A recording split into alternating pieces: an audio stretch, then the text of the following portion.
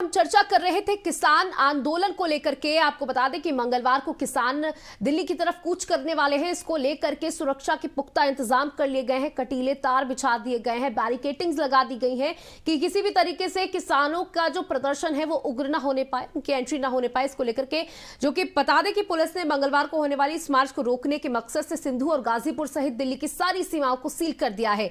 इन सीमाओं को कंक्रीट के अवरोधक, सड़क पर बिछने वाले नुकीले अवरोधक और कटीले तार लगाकर सीमाओं को किले में तब्दील कर दिया है। वहीं पुलिस ने कानून व्यवस्था बनाए रखने के लिए मकसद से जगह जगह निषेधाज्ञा लागू कर दी है और हजारों पुलिसकर्मियों को भी तैनात कर दिया गया। राष्ट्रीय राजधानी के उत्तर पूर्वी जिले में रविवार को धारा 144 के तहत निषेधाज्ञा लागू कर दी गई, जिसमें पुलिस को प्रदर्शनकारियों को दिल्ली में प्रवेश करने से रोकने के सभी प्रयास करने के निर्देश दिए गए। वहीं दिल्ली से लगती सीमाओं पर भी पुलिस की जांच तेज कर दी गई है।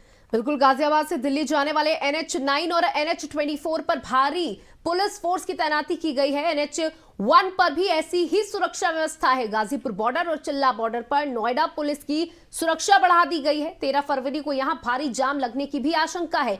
इससे DND फ्लाईओवर, अप्सरा बॉर्डर, भूमिपुरा बॉर्डर, वजीराबाद रोड के रास्ते पर मंगलवार को वाहनों का बड़ा काफिला देखने को मिल सकता है।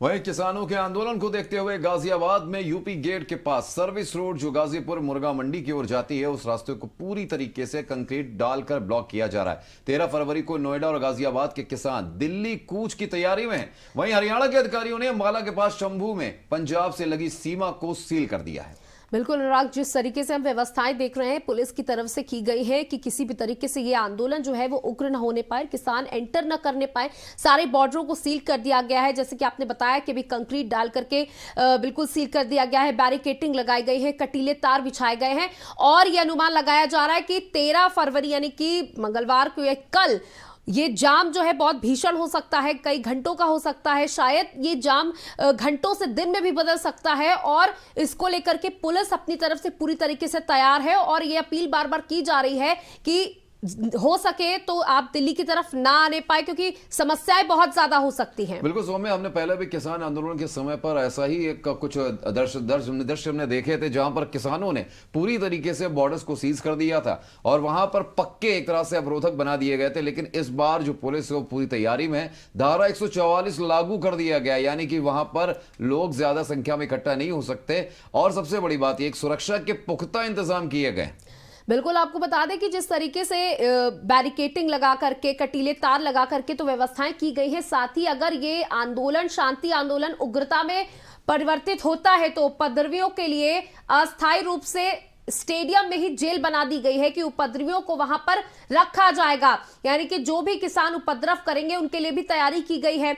इन जेल में शिफ्ट किया जा सकता है। हरियाणा सरकार ने शांति भंग होने की आशंका के चलते 11 से 13 फरवरी तक 7 जिलों में यानी कि अंबाला, कुरुक्षेत्र, कैथल, जिंद, हिसार, फतेहाबाद और सिरसा में मोबाइल इंटरनेट सेवाएं और एक साथ कई MSME संदेश भेजने पर रोक लगा दी है।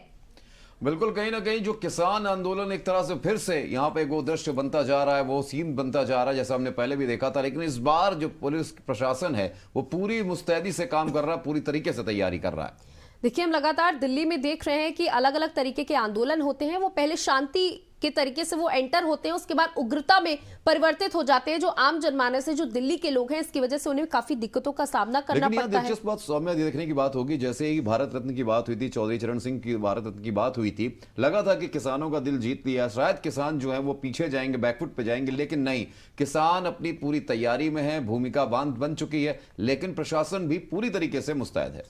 बिल्कुल, तो लगातार हम आपको बता दें कि 2024 के चुनाव हैं और किसानों का आंदोलन भी है वो उग्रता की ओर बढ़ रहा है। किसानों का कहना है हमारी मांगों को आप मानिए तो हम पीछे बैकफुट पर चले जाएंगे। जब हमने पिछली बार भी किसान आंदोलन को देखा था तो खुद प्रधानमंत्री को पीछे स्टेप्स लेने पड़े थे, लेकिन किसान अपनी बात पर, अपनी जिद पर अड़े रहे थे, अपनी मांगों को लेकर अड़े रहे थे। और इस बार भी जिस तरीके से ट्रकों का काफिला आप देख सकते हैं, पूरे इंतजाम के साथ, खाने पीने के इंतजाम के साथ किसान जो है वो दिल्ली की तरफ बढ़ रहे हैं। और मामला इस बार फिर भी वही है, MSP का मामला जो है फिर से उजागर हुआ है, सामने आया। अब देखने वाली बात यह होगी कि आखिर किसानों के साथ किस तरीके का तालमेल इस बार सरकार वहां पे बैठाती है, प्रशासन बैठाता है, और क्या ये और लंबा आंदोलन खींचेगा या नहीं।